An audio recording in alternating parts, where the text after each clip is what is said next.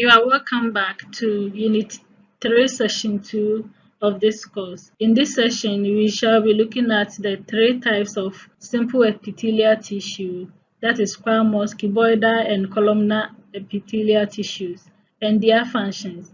And we also look at the structure of each type in relation to their function. At the end of this session, you should be able to describe a simple cuboidal epithelial tissue, state their functions, and also identify parts of the body where ciliated columnar epithelia can be found, and finally distinguish between a ciliated columnar epithelium and simple columnar epithelium. To begin with, a simple squamous epithelium, also referred to as pavement epithelium. So these types of tissue, or this particular type of tissue, consists of thin flat cells that has compact nucleus, and they are mostly found to form the lining of cavities such as the mouth, blood vessels, heart, and lungs, and they also make up the outer layers of the skin. The figure indicates a simple squamous epithelium with compact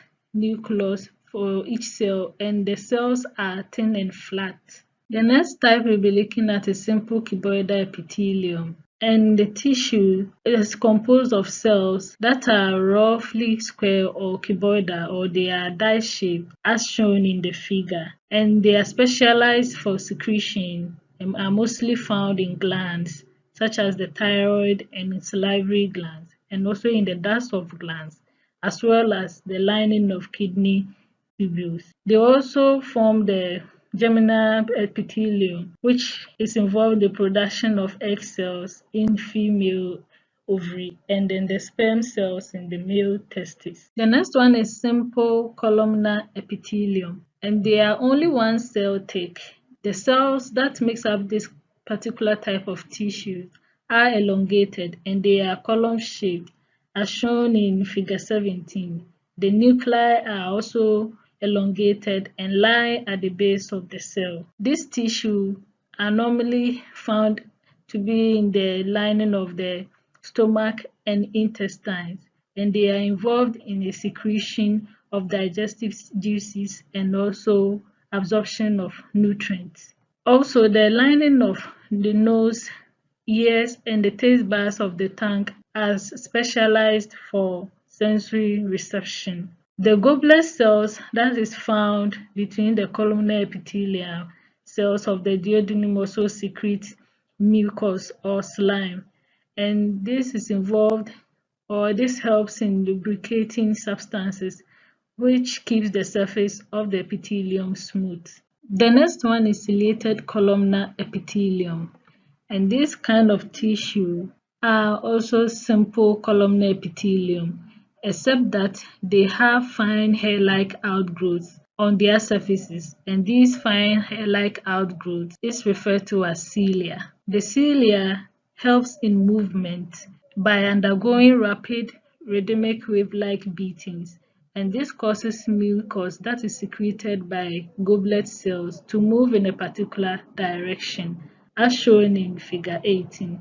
This type of tissue is mostly found in tubes and cavities where materials have to be moved, and so they are present in the uterus and fallopian tubes. And in the uterus and fallopian tubes, the cilia helps in movement to propel ovum towards the uterus, and they are also found in the air passages like the nose. Now have a look at these questions. Where in the body of an animal can one find simple squamous epithelium? The second one is, how do simple columnar epithelia look like? The third one is, state the function of cilia presence in some columnar epithelia. And the final one is, what type of epithelial tissue is present in organs that are specialized for sensory reception? Hope you were able to get the answers. So under Unit 3, Session 2, we've learned about simple squamous epithelia, and we also learned about cuboidal epithelia.